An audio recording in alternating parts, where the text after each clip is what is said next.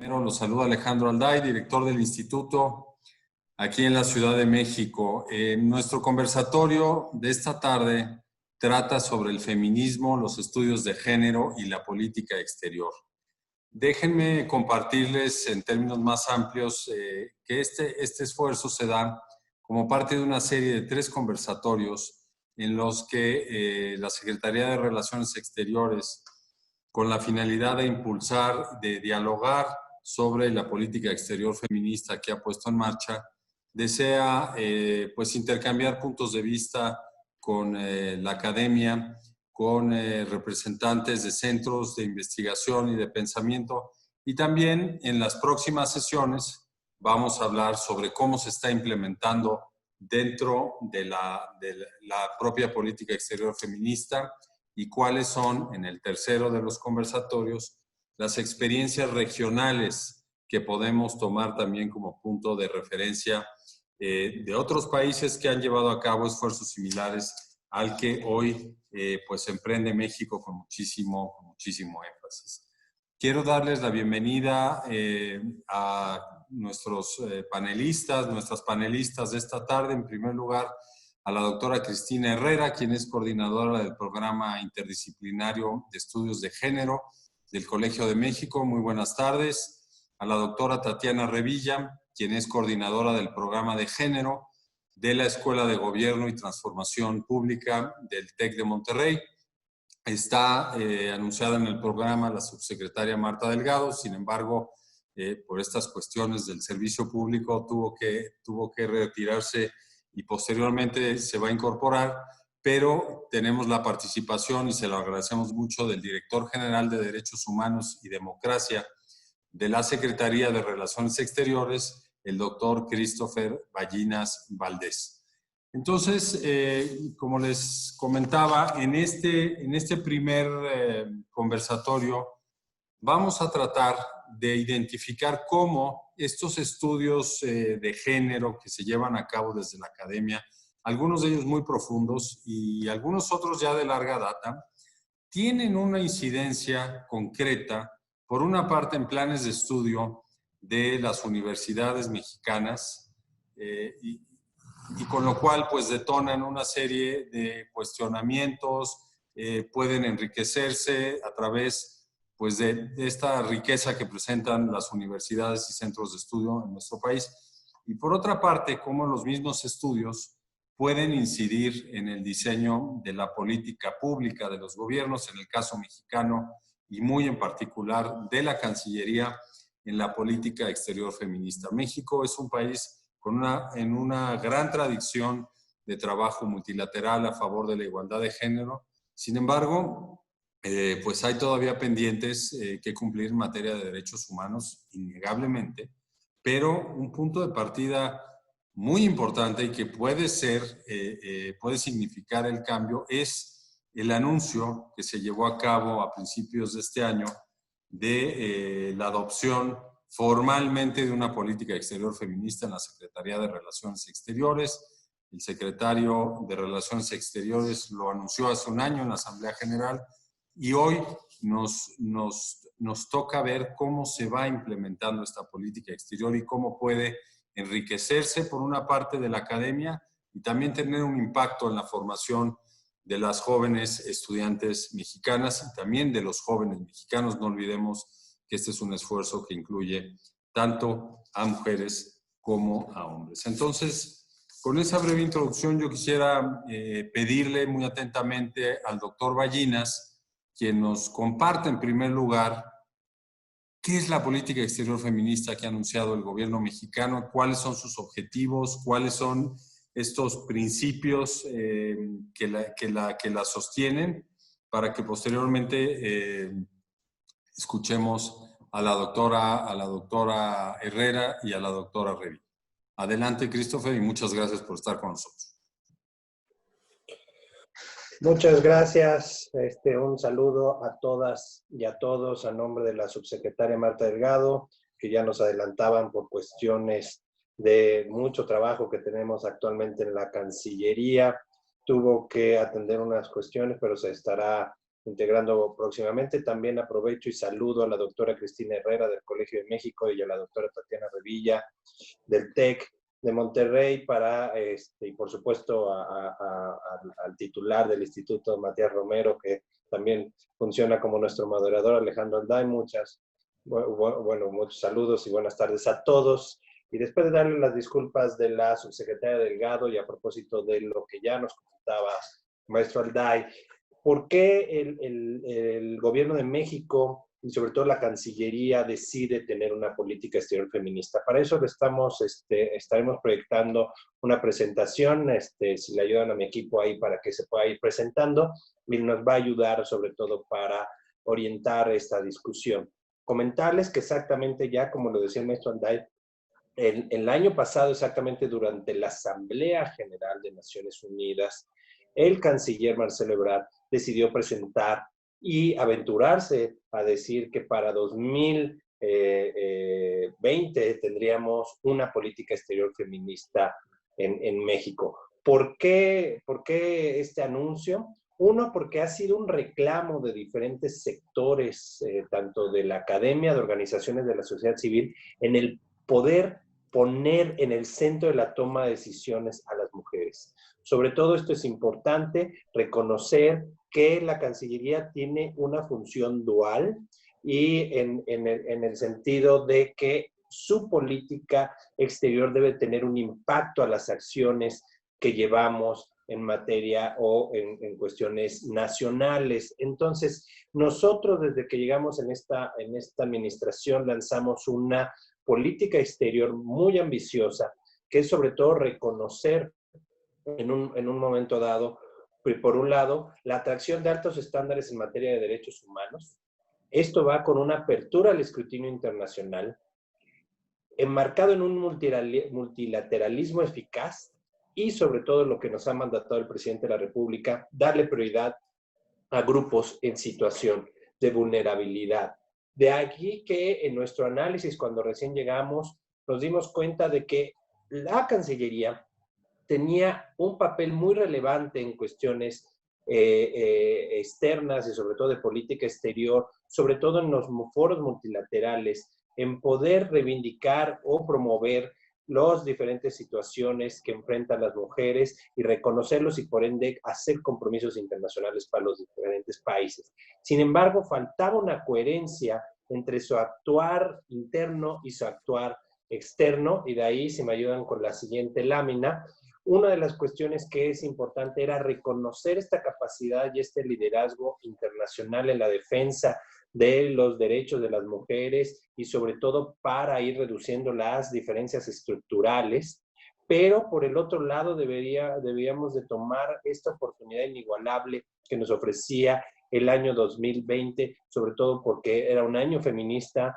Ustedes saben, es el año de Leona Vicario, pero también nos habíamos comprometido junto con Francia y con las agencias de Naciones Unidas a ser la sede del Foro Generación Igualdad, que entre otras cosas trataba, y si quieren más adelante platicamos más allá de eso, sobre todo crear un momentum para la discusión sobre hacia dónde debería de ir las diferentes acciones que tienen que hacer los gobiernos, las organizaciones, los privados, todos los sectores para poder reducir estas brechas de género que a 25 años de la Plataforma de Acción de Beijing todavía prevalecen. Entonces, en ese sentido, se veía como una gran oportunidad. Tuvimos esta conversación con el canciller, la subsecretaria Delgado, un servidor de diferentes sectores y decidimos que la Cancillería podría encabezar este esfuerzo para lanzar una política exterior feminista. Si me ayudan con la siguiente lámina.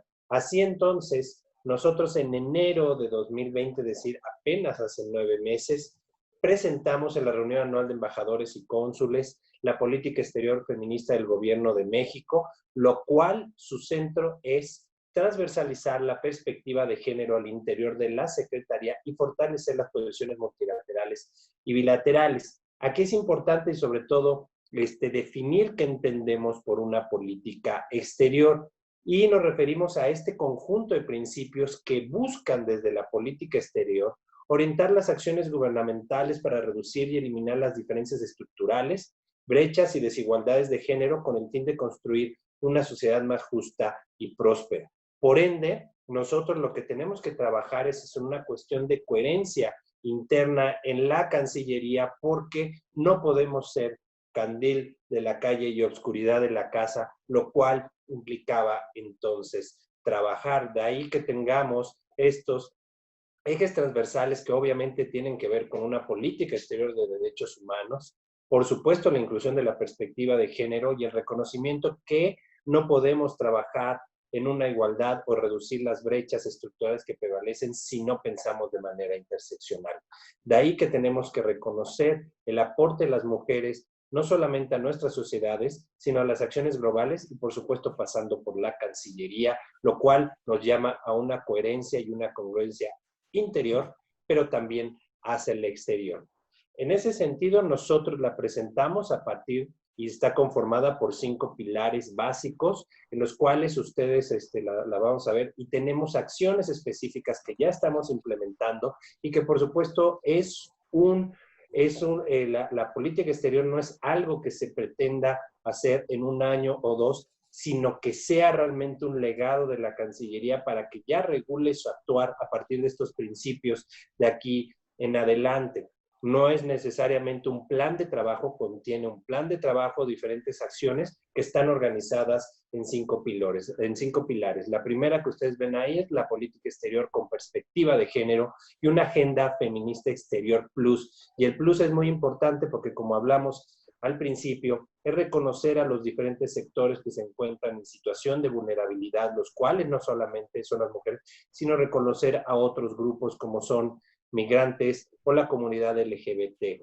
Entonces, en ese sentido, pues México debe reivindicar, ocupar y, por supuesto, ampliar los espacios de un papel ya activo en foros internacionales sobre derechos humanos de mujeres y niñas y que impulsemos estos temas tradicionalmente ya que lo hacíamos, pero que los consolidemos sobre todo ser vanguardia en temas de salud sexual y reproductiva, eliminación y discriminación de la violencia, por supuesto, siempre procurar un enfoque interseccional y la creación de diferentes elementos que son necesarios para la toma de decisiones, como son datos, estadísticas, etcétera.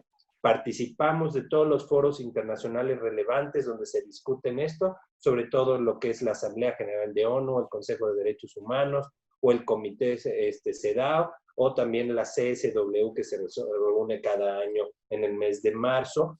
Y en esos foros, pues obviamente promocionamos diferentes resoluciones, entre ellas la pasada en el Consejo de Derechos Humanos sobre la eliminación de todas formas de discriminación contra la mujer, y sobre todo, aquí, y lo ven ustedes como un punto 4, es importante seguir discutiendo estos temas ante un ambiente internacional complejo, sobre todo en el que se pretenden hacer regresiones a los derechos ya ganados por muchas mujeres y por mucha discusión.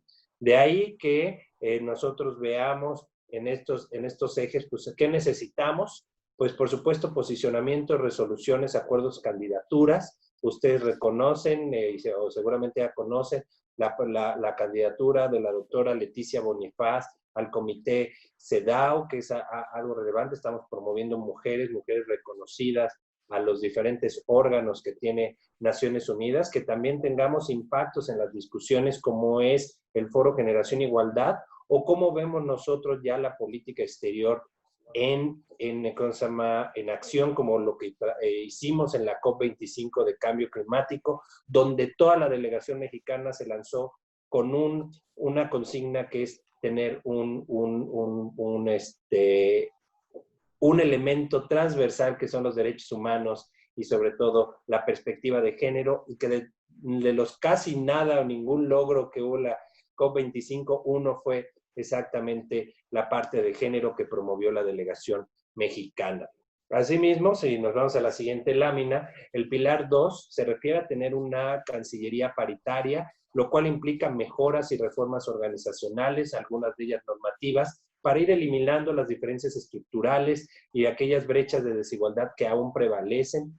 Por supuesto, hacer un trabajo coordinado con el Senado para una reforma a la ley del CEM que pueda garantizar la libre promoción o la igualdad de circunstancias y de derechos en las promociones de aquellos miembros del servicio exterior. Estamos en el proceso de firmar la adhesión al He4She, que es un instrumento que se tiene con ONU Mujeres sobre ciertos compromisos, y todo esto que permita, por supuesto, romper los techos de cristal y o los que conocemos como los pisos pegajosos, y que le permitan a las mujeres dentro de la Cancillería, ya sean del servicio exterior o no, tener una promoción y un desarrollo igualitario. De ahí reconocer el trabajo que está haciendo el Instituto Matías Romero en el año pasado, tener la primera generación del SEM paritaria que sucedió y que fue graduada y ahora ya son parte de nuestro servicio exterior y están en nuestras oficinas. Y eso es importante porque si queremos paridad en el futuro, pues es necesario tener paridad en el inicio. El pilar 3 se refiere exactamente con una cuestión de congruencia en el cual tenemos que trabajar en una Cancillería libre de violencia para todas y para todos. De ahí que también reconocemos la iniciativa Spotlight que tenemos, que es reducir todas las causas que dan motivo a muchas de las violencias. Por supuesto, tener una serie de elementos normativos y organizacionales que permitan detectar cuando tenemos este tipo de problemas, pero sobre todo también atender a las mujeres que se encuentran en situaciones de violencia. Una de las cuestiones que hemos trabajado es poder tener estos cuadrantes y perímetros seguros, no solamente que estén seguras dentro de las oficinas, sino también acudir a su centro de trabajo pueda ser seguro. Entonces, eso implica no solamente hablar o trabajar hacia el interior de los edificios, sino también hacia los gobiernos locales. Como ustedes saben, tenemos representaciones en el resto del país, pero también fuera del país. Entonces tenemos que trabajar para tener estos elementos. Y el pilar 4, que es importante en cuanto a la visibilidad. La igualdad se ve. ¿Cómo? Pues uno no puede saber que hay igualdad en la Cancillería. Sí, ustedes ven la foto del lado izquierdo, donde teníamos paneles completamente, o si no el 99% de puros hombres, y muchas veces en esos casos hablando de temas que son relacionados con la mujer, versus otros paneles donde pues la presencia femenina debería ser mayor, y sobre todo porque el hecho de que en los paneles no se vean mujeres, invisibilizamos el problema, pero también no damos oportunidades a las mujeres a su desarrollo y participar en las decisiones y en las discusiones que se dan. Es decir, tenemos que crear una comunidad interna de la Cancillería paritaria, pero también que ésta se vea, también reconocer que tenemos mucho capital femenino dentro de la Cancillería y que se tiene que ver. Finalmente, es uno de los elementos que siempre se ha trabajado y sobre todo es un concepto que viene de los estudios exactamente de las violencias contra las mujeres, es que tenemos que trabajar en todos los ámbitos de la política exterior. La política exterior tiene muchas expresiones, como su parte bilateral, como su parte multilateral, pero también en lo que tiene que ver con una diplomacia económica, turística, deportiva, etcétera, etcétera. Y sobre todo lo que tiene también que ver en cooperación internacional.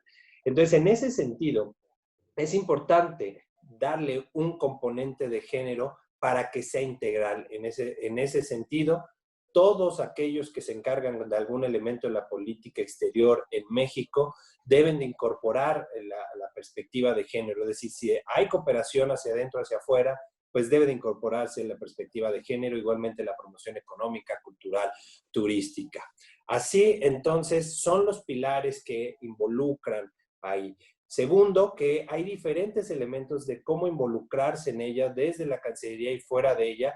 Aquí que reconozcamos el gran trabajo y que tenemos con el Instituto Matías Romero, sobre todo por el hecho de que estamos convocando al primer concurso de ensayo universitario de política exterior mexicana, y aquí es importante involucrar al sector académico en la discusión para llevarlo. Les queremos decir que nosotros hemos discutido la política exterior con diferentes países, con diferentes think tanks y con diferentes organizaciones que han trabajado fuerte en esto y hemos creado una política exterior de vanguardia y que cuenta con elementos que no están en otras expresiones de esto en otros países, por lo cual nosotros creemos que es necesario crear este debate o reconocer lo que existe en otros centros y precisamente con eso llevarlo a una esfera de discusión que es necesaria y sobre todo reconocer el papel del Instituto Matías Romero en ese sentido. Y ahí donde dice ensayo universitario, en realidad debería ser universitario, una disculpa por eso, pero de todos modos ahí tienen los elementos para si en un momento dado que quisieran involucrarse, por supuesto que estamos aquí. Y si estás de acuerdo, Alejandro, yo lo dejaría en este momento aquí, sobre todo en la idea de que es un conversatorio y que podamos conversar a partir de los diferentes elementos aquí vertidos, más lo que las demás participantes del panel quisieran platicar.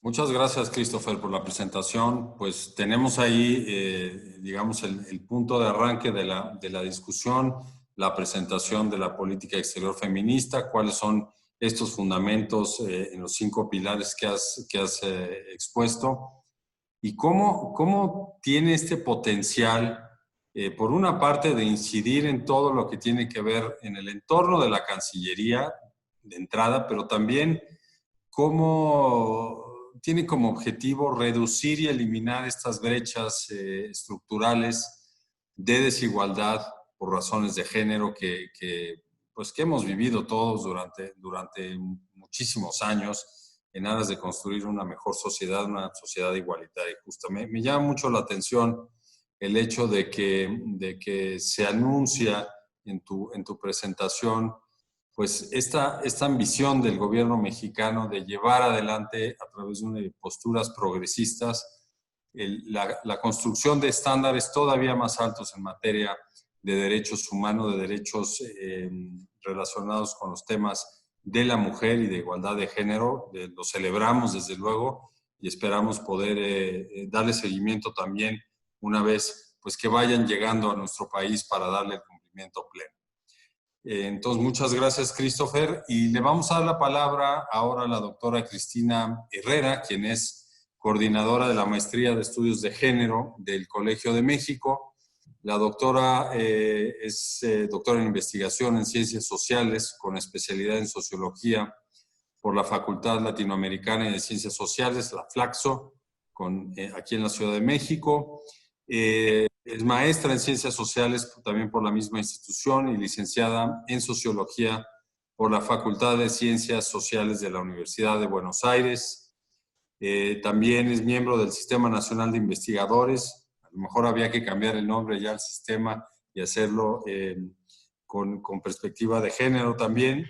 El 2, ya ha sido investigadora de tiempo completo en el Centro de Investigaciones en Sistemas de Salud del Instituto Nacional de Salud Pública. Doctora, muchas gracias por compartir con nosotros pues tus hallazgos a través de la investigación. Te damos la palabra y más adelante esperemos poder conversar contigo y con todos los participantes del panel. Adelante. Muchas gracias. Buenas tardes a todas y a todos los que estén conectados y agradezco en primer lugar a la subsecretaria Marta Delgado y al maestro Alejandro Alday, director general del Instituto Matías Romero, por esta invitación, que me parece sumamente interesante, importante, y celebro, por supuesto, esta iniciativa de una política exterior feminista. Yo no me dedico a la política exterior, sino a los estudios de género y a la investigación en estudios de género, y es en ese sentido que va un poco mi aporte, mi intervención en este conversatorio, al cual, para no extenderme demasiado, dividí un poco en 3 partes. En una primera, un poco entrar desde lo más global hasta lo más local, o sea, los estudios de género y los estudios feministas, un panorama breve, rápido a nivel mundial, luego a nivel latinoamericano y mexicano, y hablar un poco también de lo que hacemos en el Colegio de México en estudios de género, para terminar con la última parte un poco de plantear retos y desafíos que plantean los estudios de género y feministas para los desafíos que tiene México y la región latinoamericana en este momento, en materia de igualdad de género y de diversidad y de interseccionalidad, que también me gusta mucho que ustedes utilicen esta perspectiva, porque también creo que es una perspectiva mucho más adecuada para esta época compleja en la que vivimos a nivel mundial y también a nivel de nuestro país, ¿no?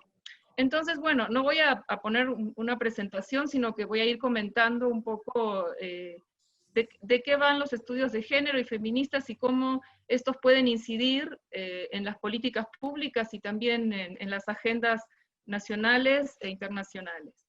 Para empezar, los estudios de género han surgido en el mundo, en particular en Europa y posteriormente en Estados Unidos, en las universidades, como un brazo académico de los movimientos feministas. O sea que no hay que olvidar que los estudios de género y los movimientos feministas como movimientos sociales políticos siempre han ido de la mano, ¿no? Sin embargo, hay que distinguir un poco lo que es la academia y las universidades, y qué aportan al movimiento de mujeres y feministas, ¿no? Porque hoy en día hoy estamos también ante una nueva efervescencia de los feminismos como movimientos sociales que están demandando, exigiendo y proponiendo cambios, no solo a nivel de México, sino a nivel mundial.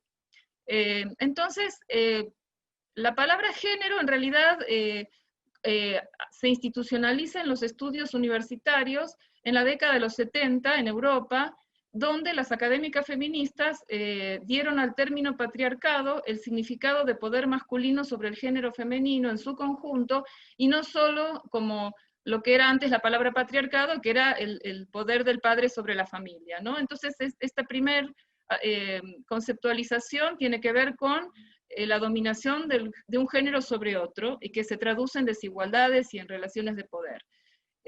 Estas mujeres feministas primeras académicas que hubo, elevaron la categoría género a un estatus igual de importante que la de clase social o raza, que eran desigualdades sociales que se estudiaban mucho o se analizaban más, y le dieron un estatus semejante a la palabra género. Entonces, la palabra género en las décadas del 70 y de los 80 se asociaba con feminismo, pertenecía al mundo feminista como parte de los estudios de las mujeres, ¿no? Entonces, lo que antes se llamaban estudios de la mujer, luego pasaron a llamarse estudios de género. Eso nos pasó aquí en el Colegio de México también, donde el programa que ahora coordino, que se llama Programa Interdisciplinario de Estudios de Género, antes se llamaba Programa de Estudios de la Mujer, ¿no? Este cambio tiene ventajas y desventajas. Por un lado, algunas feministas opinan que la palabra género invisibiliza a las mujeres, ¿no? Vuelve a invisibilizar las problemáticas específicas de las mujeres, porque en género se engloba todo, se engloban las relaciones de poder entre hombres y mujeres, pero también entre mujeres y entre hombres, y entre otros sujetos y personas que no se identifican ni con mujer ni con hombre, que esta es una estructura binaria, basada en la heteronorma, como dicen algunas académicas feministas, sino que pertenecen o se identifican con otras formas diferentes que no encajan exactamente en hombre o mujer. Entonces, sin embargo, la palabra género ya ha sido acuñada y apropiada por los estudios universitarios y académicos, y también por las políticas públicas que hoy hablan de género, no solo las políticas, también movimientos sociales, tanto a favor como en contra, utilizan al género y le dan diferentes significados, ¿no? Entonces, en los años 90, el término estudios de la mujer fue reemplazado por el de estudios de género, con la idea de que la forma en que se construye el género tiene que ver con lo femenino y lo masculino, y también con todas las identidades incluidas y excluidas en este sistema binario que mencioné, ¿no?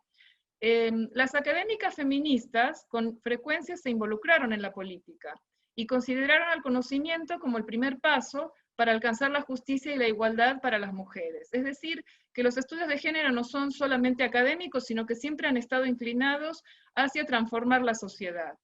Pero el alcance del cambio social que buscaban las feministas difiere entre distintas corrientes y entre distintos grupos de feministas.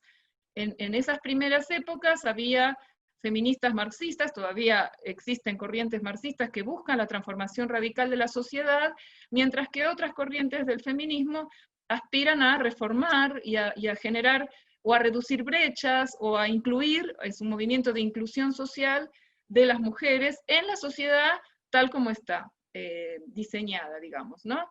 Entonces, los estudios de género tienen que ver con la política feminista y también con el cambio social. ¿Qué se logró a partir de estos estudios y de estas corrientes feministas? Bueno, algo muy importante, visibilizar a las mujeres e incluir al género en la relación entre cultura, sociedad y economía, que antes no se tenía en cuenta. La ciencia, la economía, la cultura eran consideradas productos de masculinos, digamos, de una cultura masculina, y las mujeres estaban relegadas al espacio doméstico, la reproducción, etc. Entonces, esta es una primera aportación de los estudios académicos feministas que, hay que decir, vivieron muchas dificultades para lograr ser reconocidos y legitimados como estudios valiosos. Todavía seguimos siendo una sección de los estudios de la sociedad, de la historia, de la cultura, un poco marginal, aunque se logró mayor reconocimiento, siguen muchas veces vistos los estudios de género como problemas de las mujeres, no como un eje analítico con el cual analizar lo que pasa en la sociedad en su conjunto, ¿no? Entonces, también se lograron avances a nivel político, social y económico, gracias al movimiento político feminista, pero también a los estudios de género. Hay cambios importantes en la vida de muchas mujeres, gracias a las leyes, a las políticas que promueven derechos sexuales y reproductivos, que penalizan la violencia, o que obligan a la provisión financiera de quienes cuidan a otros y a otras, ¿no?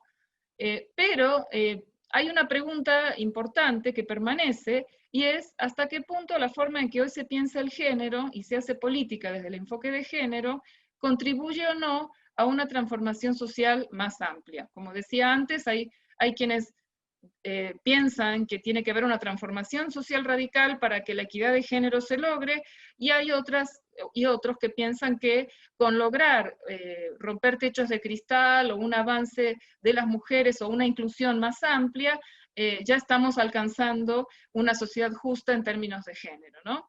Entonces, esta posibilidad se ha planteado en dos vertientes. Por un lado, hay quienes plantean que la igualdad se va a lograr con una feminización de la cultura y de la sociedad. ¿Esto qué quiere decir?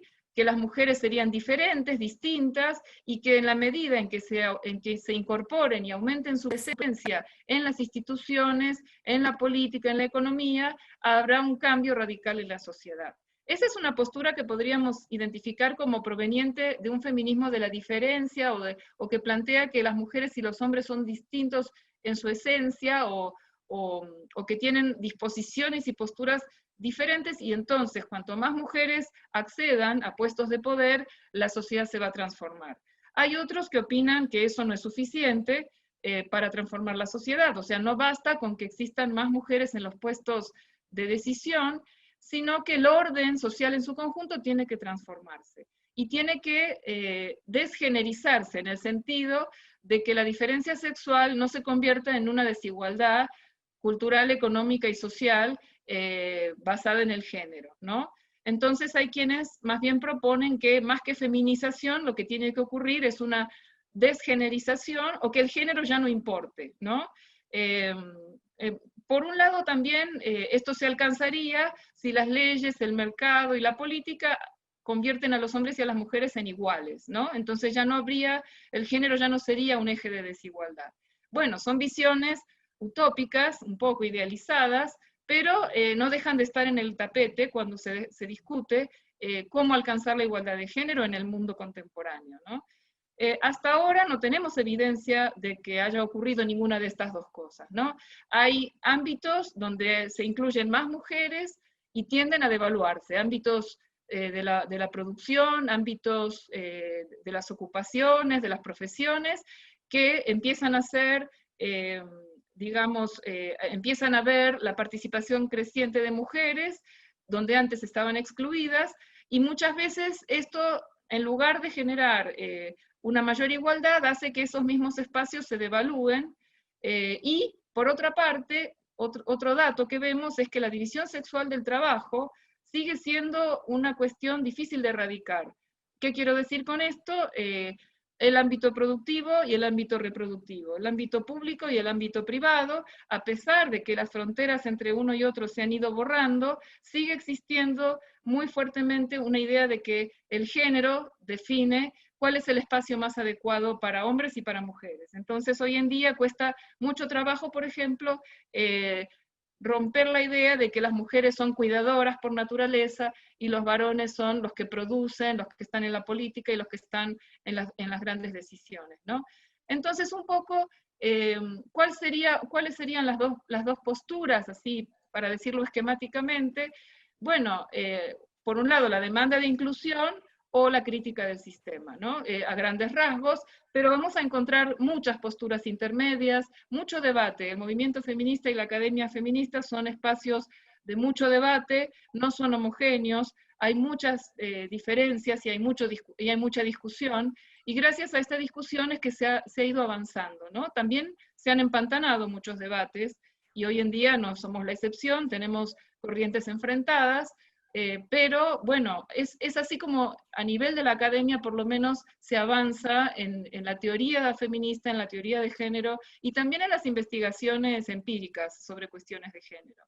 Entonces, los movimientos feministas actuales, por ejemplo, a diferencia de las olas anteriores, la primera ola, la segunda ola, que buscaba la inclusión de las mujeres en la educación, en el trabajo remunerado, etcétera, hoy en día están identificando más como blanco de lucha, no solo al patriarcado, sino a veces al capitalismo como sistema, ¿no? Como sistema que produce desigualdad, porque se basa en formas de reproducción social que siguen teniendo al género como un eje principal, ¿no? Por ejemplo, hoy hablamos de la crisis de los cuidados. Esto pone en cuestión las formas generizadas en que la reproducción social fue organizada en las distintas etapas, ¿no? En alguna etapa, por ejemplo, en el capitalismo industrial, se hablaba de los mundos separados, el mundo de la reproducción de las mujeres y el mundo de la producción era de los varones. Luego, en el modelo del bienestar, el salario familiar era un salario que ganaba el varón trabajador para toda la familia, mientras que la mujer era la principal cuidadora y educadora de los hijos y permanecía en el hogar. Hasta el modelo contemporáneo, que algunas autoras llaman el post-fordismo, que es un modelo flexible con una exigencia de doble ingreso, ¿no? Entonces, las mujeres salen al mercado laboral, se involucran en educación de mayor nivel y se involucran en casi todas las áreas de la producción y de los sectores sociales, ¿no? También se erosiona la ética del trabajo que sustentó el orden social basado en la familia burguesa, sin que los valores de la individualización sean suficientes para sustentar uno nuevo, amenazado por las fuerzas disgregadoras del mercado, que exige consumir, pero ofrece pocas opciones de lograrlo. Estos son retos y desafíos que enfrentamos en la sociedad actual, ¿no? Esto lleva a los sujetos contemporáneos, sobre todo a las mujeres, a la disyuntiva entre trabajo remunerado y familia, muchas veces difícil de conciliar. Sin embargo, está en cuestión este modelo. El cuestionamiento de este modelo de una cuidadora y un proveedor de la familia implica cuestionar la división sexual del trabajo y también las identidades de género que se basan en un modelo de familia heteronormativo. Estas transformaciones que todavía no logran un equilibrio, seguimos viendo desigualdades muy grandes, los techos de cristal, las brechas salariales, la exclusión de las mujeres de muchos espacios, ha generado también un aumento de la violencia reactiva, que no solo se da a nivel doméstico, sino también a nivel de las luchas de los movimientos sociales. Entonces, hay movimientos sociales actualmente que están enfrentándose a las luchas históricas por los derechos de las mujeres, ¿no? Entonces, eso es un poco el panorama que va a influir en América Latina y en México, porque vamos siguiendo los modelos que se hacen un poco hegemónicos en el primer mundo, digamos, o en los países más poderosos, y bueno, en América Latina tampoco nos quedamos fuera de estos movimientos. En los años 70, las feministas también buscaron en América Latina la manera de fundamentar sus críticas a distintas situaciones de desigualdad desde la investigación. Entonces, analizar el género como sistema material y simbólico que afecta a toda la sociedad fue una primera agenda que generó grupos de estudio y posteriormente programas académicos, ¿no? En los años, por ejemplo, en los años 80 y 90 se formaron centros de estudios de género en universidades de Brasil, Argentina, Chile, Colombia y México, en buena parte financiados por agencias internacionales y organizaciones no gubernamentales, lo cual es importante para el tema que estamos tratando, ¿no? En México, en particular, bueno, surgen varios programas, sobre todo en los 80 y 90, en el Colegio de México, en el año 1983, surgió el Programa Interdisciplinario de Estudios de la Mujer, que hoy se llama de Género. En la UAM Xochimilco, por ejemplo, surgió en 1984 el área Mujer, Identidad y Poder.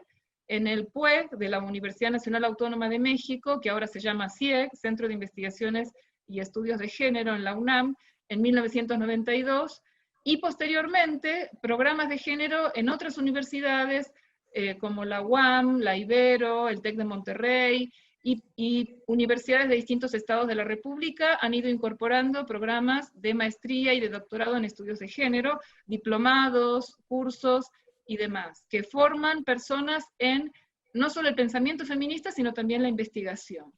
Es el caso del programa de estudios de género del Colegio de México, donde tenemos una maestría en estudios de género, un curso de verano, seminarios de investigación, un cuerpo académico y proyectos sobre género, además de la revista Estudios de Género, y acciones de transversalización del enfoque de género en todo el Colegio de México. Por ejemplo, ahora tenemos una presidenta mujer, que es la primera en la historia del Colegio de México, en ser una mujer que preside el colegio y acaba de ser reelegida para un segundo periodo, que ha impulsado la transversalización del género en toda la institución, así como un modelo de igualdad de género al interior de la vida académica y la vida laboral, un poco lo que comentaban también ustedes en la Secretaría. ¿Qué implica esto? Un protocolo de acoso y hostigamiento, de violencia de género, conciliación de vida familiar y laboral, y varias iniciativas que se están impulsando, no solamente para hacer estudios de género sobre la sociedad, sino también, como decían también ustedes, dar el ejemplo, ¿no? Con la vida académica y la vida laboral. Eso es un reto importante, que no se hace de la noche a la mañana, pero que requiere de acciones y pasos sucesivos, ¿no? Pero la maestría en particular y los estudios de género que hacemos aquí tienen como misión aportar evidencia empírica y reflexiones críticas sobre diversos campos de acción y significación en los que el género se articula con otras formas de desigualdad, exclusión social como la racialización, la clase social, la sexualidad, la corporalidad y muchas otras dimensiones, ¿no? Entonces, un poco lo que nos diferencia de otros programas de estudios de género es que hay otros programas en otras universidades, quizás con otros énfasis, las políticas públicas, el análisis y evaluación de políticas, o la especialización en algún campo en particular, o incluso el pensamiento filosófico de género o feminista, mientras que aquí, como el programa pertenece al Centro de Estudios Sociológicos, enfatizamos la investigación en ciencias sociales y humanidades. Y en particular la investigación empírica, quiere decir con investigación desde campo, con investigaciones de archivo, es decir, con fuentes, con datos de la realidad social, ¿no? Ese es un poco lo que distingue al colegio. La maestría en estudios de género tiene nivel de competencia internacional otorgado por el CONACYT, que también otorga las becas para que nuestros estudiantes puedan dedicarse de tiempo completo a los estudios de género. Y esto se logró en parte gracias a que profesores y estudiantes participan en redes académicas internacionales y participan en eventos académicos en México y en otros países. Existen convenios de colaboración entre el Colegio de México y otras instituciones para la movilidad de los estudiantes y el intercambio académico con otros países. Y bueno, gracias a estos convenios es que muchos de nuestros estudiantes van a estudiar a programas de estudios de género de otras universidades, así como personas y estudiantes de otras universidades vienen al Colegio de México a tomar cursos con nosotros. Y bueno, así se produce un intercambio muy rico, donde se generan al mismo tiempo redes que después pueden impactar y pueden generar mucho intercambio sobre temas de género en particular a nivel internacional. Pero el objetivo de nuestra maestría es formar recursos humanos capacitados para hacer investigación con perspectiva de género, que desarrollen un perfil de jóvenes investigadores e investigadoras en ciencias sociales y humanidades, con una formación sólida en teoría social y de género y de las principales metodologías y técnicas de investigación desde un espíritu crítico e innovador. Quienes no optan por una carrera académica tienen las competencias necesarias para insertarse en instituciones públicas, privadas y civiles que requieran de expertos en temáticas de género y puedan orientar el diseño de políticas e intervenciones. De hecho, quizás un poco menos de la mitad de nuestras egresadas y nuestros egresados se insertan en instituciones, en distintas dependencias del gobierno, y aportan ahí sus conocimientos metodológicos y teóricos para el diseño de políticas. Esa es una de las vías por las cuales creo que los estudios de género pueden incidir. Otra de las vías es la investigación, la producción de conocimiento y de publicaciones, por ejemplo, que luego son utilizadas y pueden ser insumo para el diseño de políticas, ¿no? Como en este caso. Nuestra maestría tiene una alta eficiencia terminal y eso es un dato importante porque sí, casi todos los estudiantes se gradúan y luego salen o van a estudiar el doctorado o van a insertarse en diferentes instituciones, ¿no? Eso a nivel de los estudios, y a nivel, como comentaba, a nivel interno, esta presidencia de la doctora Silvia Yorguli ha implementado un modelo de igualdad de género que ya comenté y que también es importante mencionar. Por último, bueno, la última parte quiero un poco enfocarla en cuáles serían los desafíos para los estudios de género en México y en la región. Como en otras partes del mundo, en la región latinoamericana... Doctora, ¿sí? Bueno, perdón, pero le rogaría que esta última parte la incluya en su segundo segmento para que podamos escuchar a la doctora Revilla y que podamos hacer un mejor uso del tiempo para todos los panelistas, ¿no? De una manera, pues, acorde a lo que se había planeado. Le agradezco mucho esta exposición. Perfecto. De una enorme riqueza desde el punto de vista de cómo se han generado todos estos estudios feministas y de género, principalmente en los países desarrollados. Cuando se analizaba el tema de política exterior feminista mexicana, pues para la distinción de las otras, porque siempre volteamos a las primeras que surgieron, que fueron la sueca, la canadiense, y así fueron aprobándose algunas más de países desarrollados, pues esta tiene un componente especial por provenir de un país en la situación de desarrollo de México. Entonces, qué interesante que nos comparta, digamos, cómo todos estos estudios de género han incidido en formar toda una serie de normas. Sin duda han sido los países desarrollados los que han creado todo este sistema de normas internacionales que ha derivado en pues toda esta cultura de género, y lo digo con el cuidado que debo tener después de la acotación que usted hizo sobre el tema, y cómo a partir de ello es que hemos entendido en ese momento de la historia, cuando surgieron las grandes normas internacionales y estos umbrales de los que nos hablaba Christopher Ballinas, la vía para que los estados pudieran incidir en la sociedad para contribuir a que fuera esta más equilibrada, más justa, más próspera, por el simple hecho de cumplir normas que se desarrollan pues, en los grandes centros multilaterales de negociación. Esto, desde luego, que no es suficiente y tampoco le permite a otras realidades sociales como las que hay en América Latina, en particular en México, reflejar necesariamente con precisión lo que están viviendo pues las mujeres en estos países. Entonces, sin duda es un principio muy importante, pero hay que continuar a través de estos estudios, pues profundizando y llevando más adelante el tema de la igualdad de género, el tema de la igualdad social. A mí me llamó mucho la atención estas dos opciones que usted presenta sobre si para llegar a la igualdad hay que feminizar la sociedad o hay que desgenerizar. Después le pediría su opinión personal sobre este tema porque me pareció muy importante para encontrar también pues una opción justificada a la igualdad. Creo que también es importante el tema de la desigualdad que marca el mercado.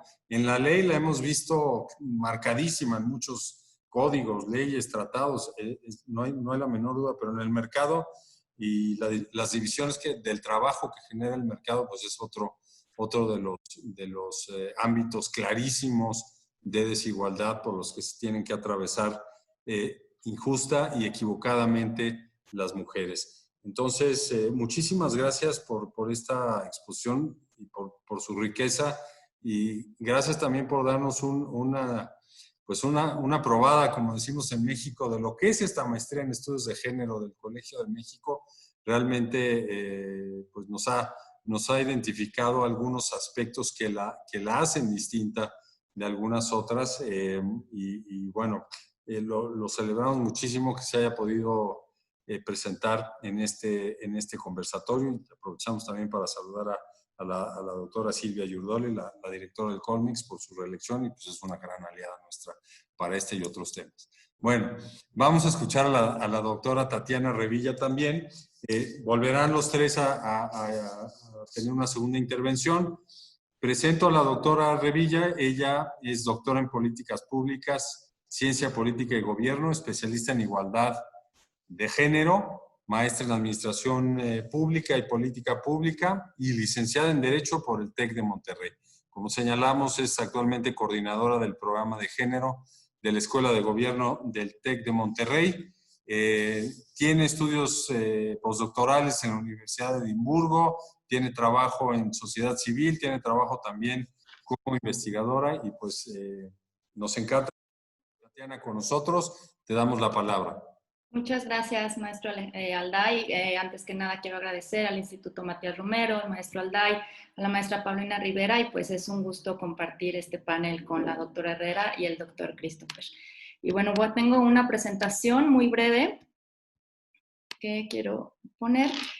Aquí está, me voy a ir allá esta lámina. Si bien ya la doctora Herrera habló de un panorama general en cómo inciden los estudios de género y bueno, cuál ha sido la evolución de los estudios de género a nivel internacional, latinoamericano y en México, sobre todo con la creación de estos centros y la relación que ha habido con la política pública y como ella mencionó, ¿no? El objetivo de muchos de los estudios de género en cualquiera de su forma que se hayan implementado desde los años 70, pues tienen el objetivo de transformar, ¿no? de realmente transformar las estructuras sociales de desigualdad y de poder.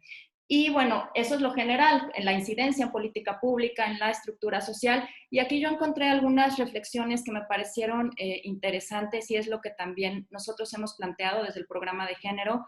En esta incidencia que el programa de género quiere tener en política pública, pero aquí me voy a enfocar, si bien tampoco, como bien lo dijo la doctora, no soy especialista en política exterior, pero sí en la relación que tienen estos estudios con la política pública. Y aquí creo que uno de los objetivos de estos programas de género con las y los alumnos o con la sociedad civil, esta incidencia que queremos lograr es también un replanteamiento desde el feminismo en el sistema internacional, ¿no? Y también nacional, pero bueno, aquí estamos hablando de internacional, que dé visibilidad a las mujeres y su papel en política exterior. Si vemos, bueno, como sabemos y ya también lo mencionó la doctora, a través de la perspectiva de género, nosotros analizamos y deconstruimos ciertos conceptos que nos parecen a veces neutros, ¿no? O que hemos estado...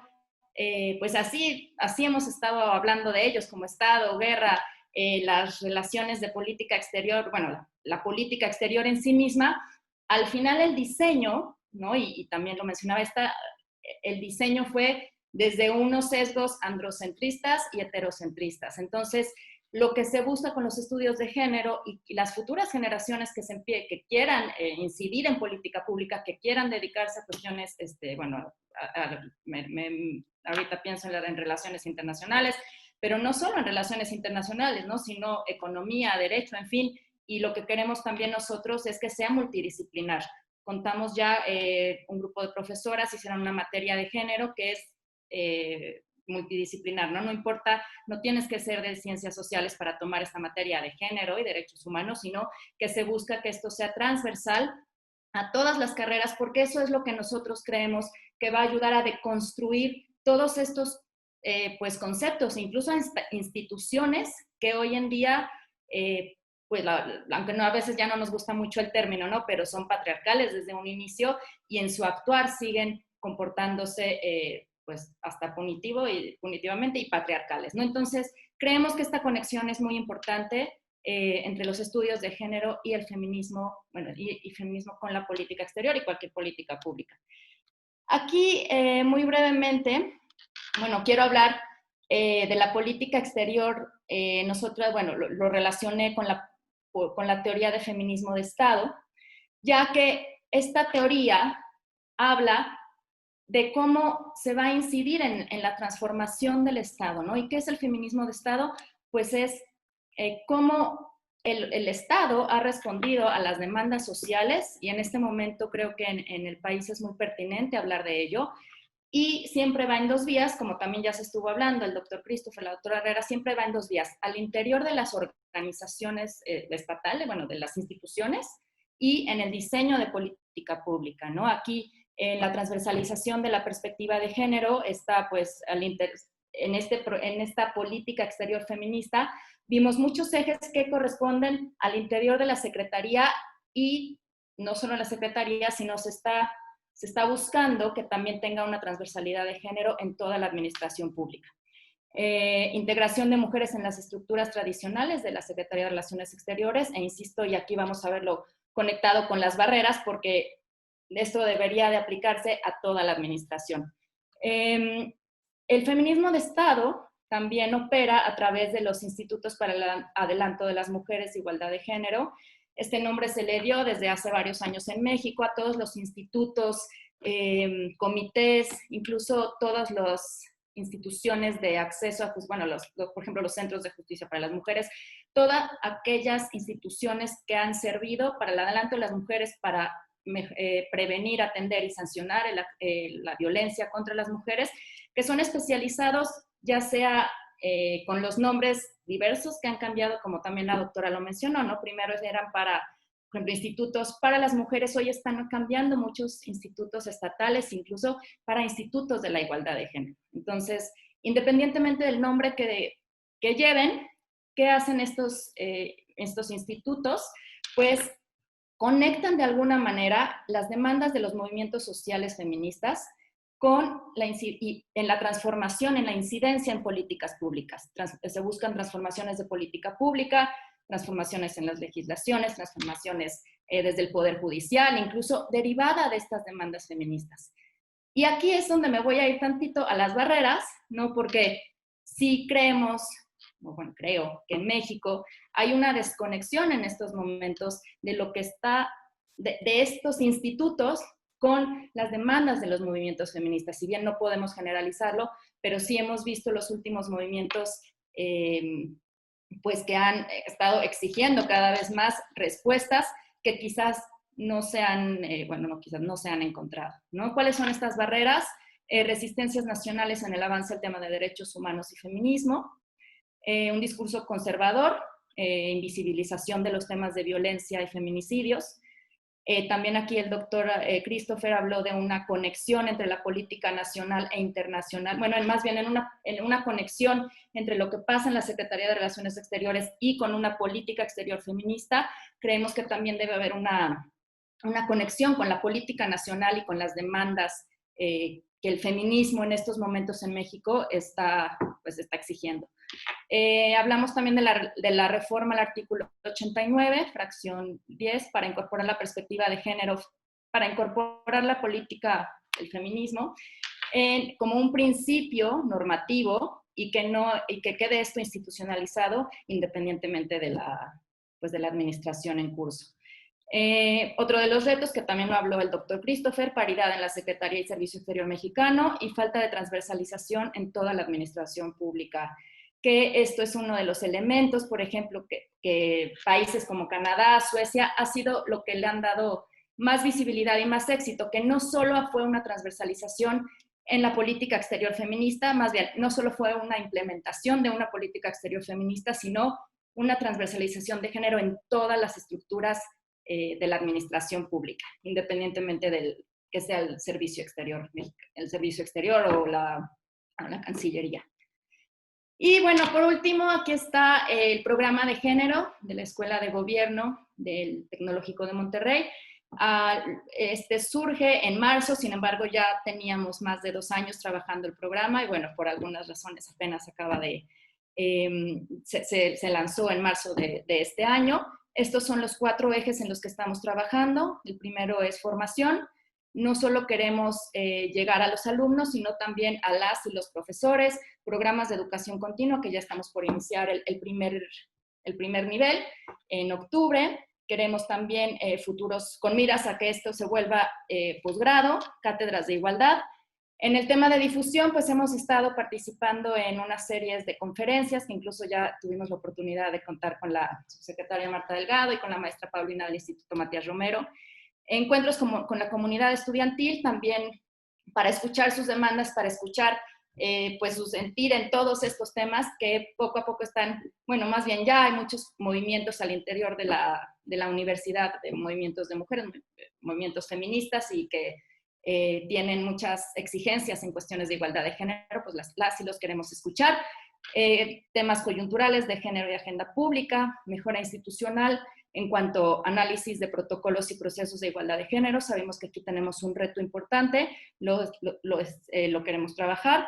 E investigación y consultoría, también hay un rubro importantísimo en este programa de género, igual de investigación aplicada, publicaciones especiales. Estamos trabajando en una línea editorial en conjunto con otras instituciones especializadas como la Suprema Corte de Justicia, ONU Mujeres, diversas organizaciones.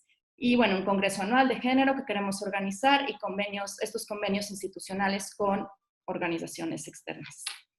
Y ya, hasta aquí dejaré mi participación. Gracias. Al contrario, muchas gracias a la doctora Tatiana Revilla por esta exposición en la que pues, pone de relieve una cuestión, o bueno, varias cuestiones que son sumamente importantes. En primer lugar, el tema de la visibilidad.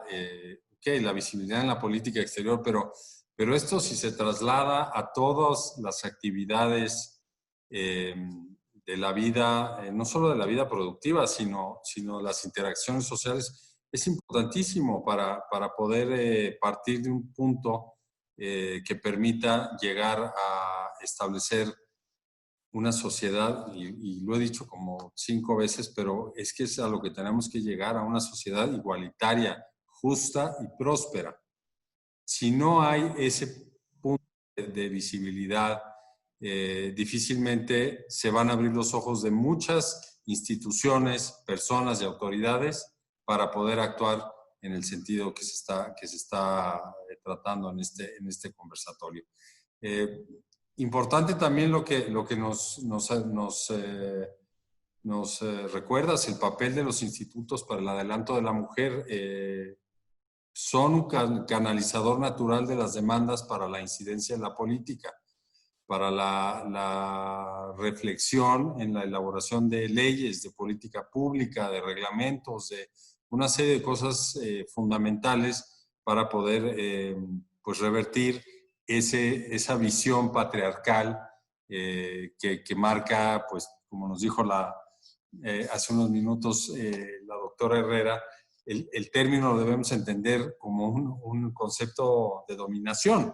Entonces, es algo que necesariamente tiene que seguirse pues, machacando y seguir insistiendo en la necesidad de incidir entre las autoridades, entre las empresas, por ejemplo, en las escuelas, cómo revertir esta visión patriarcal con la que hemos vivido pues, durante muchísimos años, ¿no? Por eso yo creo que es importante, se lo vamos a preguntar un poco más adelante a Christopher, ¿cómo es que la política exterior feminista, o se lo pregunto de una vez, porque ya estamos en esa parte, ¿cómo desde la política exterior feminista, Christopher, que está muy bien anclada en compromisos internacionales, en estos pilares que nos narraste, que pueden aplicar, como dijo Tatiana, pueden aplicar a cualquier otra institución, estos pilares, o a prácticamente a cualquier otra, ¿cómo van a incidir en las instituciones públicas mexicanas, en el gobierno mexicano, y no solo en la Cancillería? ¿Cuál es ese potencial que tienen? Y otra cosa que yo te preguntaría, relacionada con lo que nos compartió la doctora Herrera, es, desde un país como México, que pertenece al sur global, como se suele ahora agrupar a los países como el nuestro,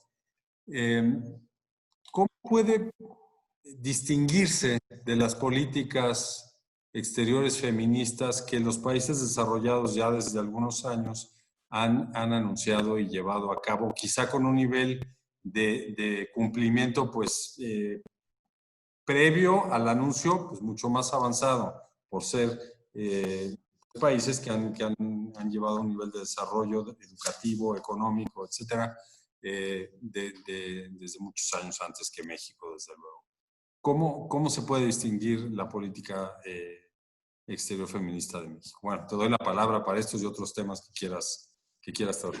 Sí, gracias, Alejandro, y también darle las gracias a la doctora Herrera y a la doctora Villera. En este sentido, digo, a la pregunta que tú haces, Alejandro, y conectándolo un poco con las participaciones anteriores, es importante notar, y voy a rescatar lo que decía la doctora Herrera, es al final estamos en una estructura, un sistema que es material y simbólico, y que crecemos ahí y que incluso muchas veces internalizamos que una estructura desigual es normal y la aceptamos y la normalizamos. Y no es correcta en el sentido de que no permite el desarrollo igualitario de todas las personas que integran este sistema. En ese sentido, pues en una reflexión interna que existe en las organizaciones y en este caso en el gobierno y más claramente en la Cancillería, es que debe de existir una coherencia entre su actuar o las cosas que va a defender y procurar, o en unos casos promover en los diferentes espacios de discusiones internacionales, con su actuar interno. De otra manera, pues realmente la organización no está siendo consistente con ello y está al revés, está propiciando que se mantenga este sistema desigual, y por ende se asume que debe de ser así, que los hombres son los que van a negociar afuera la igualdad de las mujeres en otros países, pero no necesariamente hacia tu organización. Entonces, en esta cuestión de coherencia y consistencia, pues obliga a la reflexión. Segundo, las oportunidades que se tienen en ciertos momentos, es decir, uno, ya como nos decía las doctoras, pues la discusión de género y sobre los derechos de las mujeres y sobre las diferencias estructurales que persisten no son nuevas. Lo que se ha perfeccionalizado es la investigación y el conocimiento sobre ella, sobre esto, pero no necesariamente significa que se traduce en una acción. Y que muchas veces el mismo sistema ha creado elementos para que se mantenga así. Entonces hay que ir contra muchas inercias, hay que ir contra muchas estructuras que prevalecen y que incluso no se cuestionan a pesar de que no son necesariamente igualitarias. Entonces, en ese sentido, pues implica movilizar muchos recursos, implica hacer muchas cuestiones. Ahí es donde nos lleva a la reflexión que tuvimos en la Cancillería, y es el hecho de que si bien existían países que habían expresado que contenían o habían lanzado una política exterior feminista, no contaba con estos elementos. Y quiero caracterizar unas de ellas. Primero, pues, la sueca, que es un referente. En realidad lo que pensaba es, tenemos que avanzar en los diferentes impulsos de la política exterior sueca para lograr que la igualdad que estamos tratando de crear en nuestro país también sea una igualdad universal. Entonces, en ese sentido, pues es un trabajo de política exterior meramente. Segundo, el ejemplo de la canadiense, que en realidad se enfoca a la cooperación internacional, es decir, ellos dijeron, toda la cooperación internacional que dé Canadá debe de tener un componente de género, es decir, cuando demos dinero o demos cooperación técnica y científica, debe haber un componente de género y por ende privilegiar a las mujeres, en la idea de que Canadá le da dinero a países que no son o no se encuentran en el mismo ritmo de desarrollo que ellos, o los canadienses, y que decían, pues la única forma de lograr romper las estructuras que prevalecen en otros países que no han logrado un desarrollo o no están rompiendo estas estructuras, pues tiene que ver con que no le llega el dinero o no le llega la cooperación a las mujeres. Entonces, si se dan cuenta, son dos expresiones distintas de algo que se llama igual. En ese sentido, pues lo que se dio y se volcó en mi oficina es, pues vamos a construir realmente una política avanzada que permita tener un referente, sobre todo por varias características. Uno, México no se encuentra en el mismo grupo de países que actualmente presumen una política exterior. Nosotros nos encontramos más en la caracterización de middle income countries, que somos latinoamericanos, en el sentido de que tenemos otro sistema o tenemos herencias de desarrollo distintas. Entonces, primero hacerla novedosa, pero sobre todo necesaria o hacerla justo a las necesidades actuales que enfrenta el país. De ahí que están los 5 pilares, lo cual obliga a hacer una acción hacia afuera, una acción hacia adentro, y sobre todo ir rompiendo todas las estructuras que prevalecen aún dentro de la Cancillería y dentro de los gobiernos. Y no necesariamente significa que prevalecen porque todos son o desean eso, es que vamos con muchas tradiciones. Y finalmente este elemento de interseccionalidad, porque si no únicamente lo tendríamos en uno de los varios componentes. De ahí que sea importante, ahí nos decían en su presentación las doctoras, bueno, lo que falta es la transversalización al interior de la administración pública. En realidad falta la transversalización en todos los esquemas de la vida de nuestro país. Y de ahí que sea una cuestión de que hay ir, lo voy a decir de manera coloquial, empujando y jalando para poder lograr esta igualdad. Y de ahí que existe otras instituciones que en su esfera de actuar deben de procurar eso, como es el INMujeres, CONABIEM, la misma Secretaría de Gobernación, o los poderes legislativos y judiciales que a partir de sus diferentes herramientas que tienen, pues deben de empujar hacia eso. Entonces, en ese sentido, pues creo que eso diferencia la política exterior de las otras, nos obliga a más cosas, es decir, no solamente tenemos que dar cooperación para el desarrollo con perspectiva de género, tenemos que tener todos los elementos para cumplir la interseccionalidad, y ahí lo dejaría Alejandro en este momento. Muchísimas gracias, muy claro tu explicación. Le pediría a la doctora Herrera si quiere compartirnos algún otro comentario de la presentación que tenía preparada al principio. Le damos la palabra, doctora, con mucho gusto. Sí, muchas gracias. Algo breve, porque creo que ya estamos muy sobre la hora, pero no quería dejar de señalar que México ha sido pionero en muchas políticas de género, leyes, etcétera, la creación del Instituto de las Mujeres y demás. Y bueno, ha abierto caminos y tiene que continuar por esa vía. Y si bien ha habido muchos avances en igualdad, también hay temas pendientes, como tú también, Alejandro, lo comentabas al principio, que tienen que ver con la violencia, por ejemplo, el feminicidio, la violencia en todas sus formas de género, el tema de los cuidados que ya mencioné, el tema de las oportunidades laborales y de facilitarles a las mujeres el poder acceder a trabajos remunerados sin con una coparticipación tanto de varones en el hogar como también del Estado y de la sociedad civil. Y en este sentido creo que además de escuchar a las académicas, es muy importante también escuchar a las organizaciones feministas o de mujeres que están en el terreno, digamos, y que tienen un conocimiento muy cercano de las problemáticas que viven las mujeres. Entonces, creo que todos estos pilares tienen que ir juntos, para lograr realmente lo que nos proponemos todas, ¿no? Gracias. Gracias. Desde luego, ¿no? Y un tema muy importante también en el mundo laboral, trabajo igual, salario igual, que hay una diferencia también que no se explica hoy en día, digo, nunca debió haber sido así, pero no se explica hoy en día que al mismo trabajo corresponde un salario diferenciado, ¿no? Y esto es clarísimo, ¿no? Bueno, Tatiana, te damos la palabra por si quieres construir sobre algunos de los comentarios que has escuchado. A mí me llamó mucho la atención el hecho de que los movimientos feministas, digo, a lo largo de la historia, han tenido banderas muy concretas. Ya nos decía la doctora Herrera en los distintos, los primero, segundo y tercer movimientos, que iban por el derecho al sufragio, que iban por los derechos civiles y políticos, la más reciente por un catálogo de derechos mucho más amplios. ¿Qué piden, no, los movimientos feministas que puedan ser objeto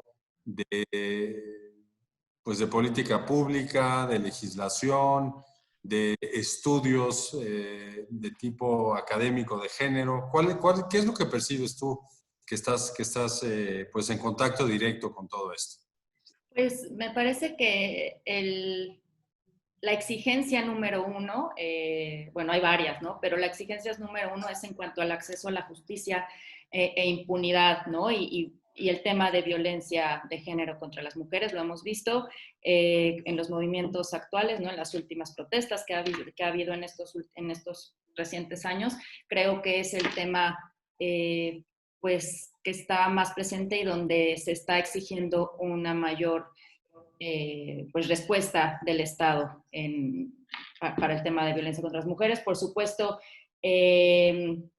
la cuestión de cuidados, como ya lo dijo la doctora Herrera, las políticas de cuidado, una intervención mayor del Estado para que las mujeres puedan pues insertarse también en el mercado laboral, si así lo desean, ¿no? Y también que no tengan esta carga doméstica y de cuidado. Creo que esos dos serían, en mi punto, y hay muchos, ¿no? Pero los más importantes que resolver, hasta que no haya políticas públicas también que de alguna manera haga cambiar las estructuras sociales, que el hombre esté totalmente ya con el chip de que las labores domésticas y los cuidados también son su responsabilidad, pues siempre va a haber esta brecha de género. Y también nada más, pues me gustaría cerrar un poco con lo que comentaron la doctora Herrera y el doctor Christopher, que ojalá esta política exterior feminista lo que logre es tener incidencia también nacional, no solo internacional, ¿no? Sino en todas estas demandas de los grupos feministas y estas exigencias que hemos estado hablando, que se vea también esta conexión. Y a mí me parece, pues, de entrada, que la Cancillería haya diseñado, implementado esta política exterior feminista, ya a manera simbólica, ya representa mucho, ¿no? Entonces, pero bueno, queda un camino, como ya lo mencionaron, somos un país, pues, en muchas cuestiones todavía insertados ahí en cuestiones patriarcales y tradicionales de roles de género que hay que ir rompiendo desde todos los espacios, y este es uno de los espacios que creo que puede tener mucha incidencia a nivel nacional y pues hay que aprovecharlo. Gracias. Sin lugar a dudas hay mucho que hacer, pero también hay mucho trabajo ya avanzado por parte de México en los últimos años, y qué bueno que contamos hoy con un punto de apoyo que es la política exterior feminista para detonar cambios mucho más amplios. Efectivamente ya no tenemos mucho tiempo, pero a mí me gustaría retomar algunas de las preguntas que nos han hecho llegar a través del chat. La primera de ellas es pues para la doctora Herrera o para la doctora Revilla, es ¿cuál ha sido la experiencia tanto en el Colegio de México como en el TEC, incorporando la perspectiva de género en sus programas académicos? Quiero suponer que preguntan si ha habido resistencia, si ha sido bien recibida, si ha ido pasando, en fin, esto ya es interpretación mía, pero nos preguntan sobre esta experiencia en las instituciones que ustedes representan. No sé Bueno, si quieres, brevemente, sí. el programa de género del colegio fue bastante pionero, es de los años 80 y eso se lo debemos a algunas mujeres que impulsaron esto, pero también a la presidencia de aquel entonces, el doctor Urquidi, que estaba muy favorable a, de hecho, con una visión internacional, ¿no? En todos los países están avanzando los estudios de género y aquí también en México tenemos que tener un programa de estudios de género y fue, bueno, se llamaba de la mujer, pero fue así como nació un poco hace ya mucho tiempo. Y creo que en ese sentido ha sido pionero, pero no ha sido esto sin resistencias, claro. Y hasta el día de hoy seguimos teniendo resistencias de parte de la comunidad académica, aunque como dije antes, cada vez hay más legitimidad, al mismo tiempo también hay muchas resistencias. Entonces sí ha habido resistencias y sigue habiendo al modelo de igualdad y a muchos conceptos que se van incorporando de igualdad de género que como sabemos la cultura es la que más cuesta trabajo modificar, ¿no? O sea, podemos cambiar leyes y podemos cambiar políticas, pero la cultura, esta cultura en la que nos hemos socializado, es la más difícil. Entonces también hay un reto a nivel cultural de cómo implementar y cómo impulsar cambios para transformar estas mentalidades que tenemos, ¿no? Esa sería un poco la experiencia brevemente. Muchas gracias, doctora Revilla. Bueno, nosotros no tenemos un camino a lo mejor tan largo como el Colegio de México, pero sí ha habido muchas materias que se implementaron desde hace muchos años también en el Tecnológico de Monterrey, si bien no se llamaban programa de género, pero sí ha habido muchos esfuerzos y mucho trabajo hecho también en la materia en el TEC de Monterrey. Por supuesto, igual ha habido resistencias de la comunidad académica, también de algunas y algunos estudiantes, bueno, ¿no? Pero la verdad es que hoy en día creemos que camina más, ¿no? Y pues sí, en este tema de género siempre hay que ir rompiendo estas tradiciones y estas cuestiones culturales, pero bueno, resistencias sí hemos encontrado, por supuesto, pero ya cada vez menos y hoy en día creo que es un programa que el Tecnológico de Monterrey, así como otras recuperar investigaciones y trabajos que están haciendo la red de género, por ejemplo, que hemos formado también, recuperar todos estos trabajos para pues mostrar qué se ha hecho, ¿no? Aún con esas resistencias se ha trabajado mucho y lo que queremos hacer pues es visibilizar todo ese trabajo. Muchísimas gracias. Pues también tenemos que reconocer lo innovador que ha sido el TEC de Monterrey. También es aliado del instituto para algunos proyectos y felicitamos a la Escuela de Gobierno que sí ha impulsado una discusión pues mucho más actualizada de lo que tenía hace algunos años, sin lugar a dudas, y lo cual celebramos. En este tema en particular, pues hay que reconocer que es una lucha constante, ¿no? Para poder llegar a los objetivos que tienen pues, los distintos colectivos, las instituciones y los países a nivel internacional, ¿no? Creo que hay varios niveles en los cuales se puede separar la discusión cuando se habla del tema macro de igualdad de género como está enmarcado en Naciones Unidas, por ejemplo, y en la Organización de Estados Americanos, que son puntos de referencia para las leyes y estos estándares en México, ¿no? Otra pregunta para el doctor Ballinas. Christopher, ¿de qué manera se está abriendo paso a feministas, colectivos y organizaciones de la sociedad civil mexicanas en el Foro Generación Igualdad? Señala que en las coaliciones de acción solo hay organizaciones del norte global. ¿De qué manera se va a asegurar que este evento tenga perspectiva del sur global e interseccional? Una pregunta muy interesante porque somos socios junto con Francia en este evento. Sí, muchas gracias Alejandro y agradecerles también, vemos que hay bastantes preguntas preguntas e interés. En cuanto a la que tú dices, decirles que el Foro Generación Igualdad se creó a través de una gobernanza también global, donde México ha sido el principal impulsor de una representación regional, tanto de los países, las organizaciones de la sociedad civil y el sector privado, porque realmente nosotros vemos el Foro Generación Igualdad a través de un concepto que se llama multi-stakeholders. En ese sentido, lo que hemos logrado hacer, y sobre todo en lo que tiene que ver con la gobernanza del foro en México, es crear tanto lo que se llama, es un grupo asesor de la sociedad civil, en el cual están representadas organizaciones de la sociedad civil que se eligieron a sí mismas para ser parte de del grupo. Y nos sirve como asesores y eso sucede que tenemos una reunión en la mañana con la gobernanza internacional y en la tarde tenemos una reunión con el GASC. Entonces, estamos teniendo casi esto en tiempo real. Segundo, que las coaliciones que se crearon, en realidad las coaliciones son para la acción. Nosotros creíamos que si bien hay diferentes elementos donde se puede discutir, es decir, el tema de género, pues no es algo que ya se discuta nada más en ciertos temas, sino que es transversal y que ya se puede discutir en muchas cuestiones. Mujeres en ciencia, ¿no? Mujeres pero también cómo asegurar los derechos de los diferentes, o para romper estas estructuras que se mantienen. En ese sentido, hubo una convocatoria abierta para aquellas organizaciones de la sociedad civil e internacionales que quisieran participar, tanto en la gobernanza como en las coaliciones. Y les queremos decir, incluso hay coaliciones vacías. Es decir, que al día de hoy ninguna organización ha decidido mostrar interés en su participación, por lo cual hacemos un llamado. Ejemplo de ello es la coalición, sobre todo le llamamos de justicia climática, pero en realidad lo que tiene que ver es trabajar cambio climático con una perspectiva de género, en la idea de que pues es algo que también se ha trabajado y que todavía se está a tiempo de participar.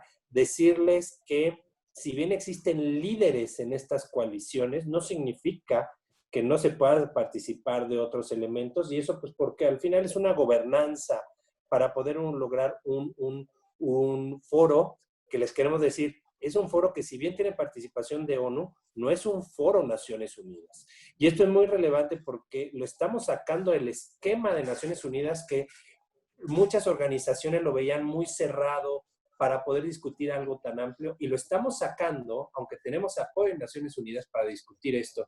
Y entonces, pues pedirles que si hay interés lo manifiesten. Ahí nos lo pueden decir a nosotros. La secretaria técnica en México es la embajadora Yanerit Morgan, y pues se pueden referir a ella o a mi dirección para estos temas y seguir avanzando, ver cómo se pueden incluir la participación, que no es excluyente a lo que estén actuando, sino que se puede trabajar desde muchas partes.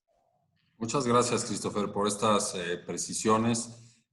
Bueno, son muy pertinentes. Hay muchas preguntas, realmente nos cuestionan cuáles son los objetivos de la política exterior feminista, si se van a alcanzar durante el sexenio, cuál es la situación. Dice, faltó que hablaran de la mujer indígena. Pues sí, de los pueblos indígenas no llegamos a tanto. ¿Cómo ha afectado el COVID a la situación de la seguridad de las mujeres a nivel nacional, la violencia y a nivel internacional? En fin, hay muchas preguntas. Desafortunadamente ya no tenemos el tiempo suficiente para desahogar todas ellas, pero bueno, el doctor Ballinas ofreció cualquier consulta relacionada con el foro a la embajadora Yanerit Morgan, a su oficina. El Instituto Matías Romero pues también elaboró un documento que puede servir para comprender la base teórica y conceptual de esta política exterior feminista en una nota de análisis, y podemos compartir aquí el vínculo. Creo que pues como comunidad comprometida con este tema, todos estamos abiertos a seguir conversando. Es fundamental seguir haciéndolo. Yo por eso agradezco a la doctora Cristina Herrera, a la doctora Tatiana Revilla y al doctor Christopher Ballinas que hubieran dedicado parte de su tarde a este conversatorio, que, como dije al principio, es parte de una serie de conversatorios en torno a estudios de género, política exterior y el feminismo.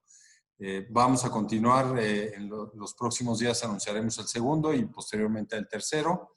El segundo se va a dedicar al análisis de cómo se implementa en México la política exterior feminista, que es parte de las preguntas que se quedaron ahí en el tintero. Les invito a que vuelvan a estos conversatorios para encontrar algunas respuestas. Y el tercero será pues un análisis, un contraste sobre experiencias regionales que también están desplegando esfuerzos similares a lo que es la política exterior feminista. Nos gustaría tratar temas sobre países que no son los países más desarrollados, porque esos, pues creo que está muy divulgada las medidas que han adoptado. Nos gustaría ir a otros países como Uruguay, como los Emiratos Árabes Unidos, que ya tienen también políticas muy definidas en esta materia y es muy interesante poder tratar desde otras perspectivas y no solo desde la de los países occidentales estos temas. Creo que América Latina tiene grandes avances, gran compromiso que aportar. No es fortuito, hemos pasado históricamente por etapas muy difíciles, pensando en el movimiento de los derechos humanos. Entonces, esperemos que nos puedan acompañar en los próximos conversatorios. Y por lo pronto, pues hacemos una pausa aquí. Les agradezco a nuestros tres ponentes y nos vemos pronto. Hasta luego desde el Instituto. Muchas gracias. Muchas gracias. Gracias.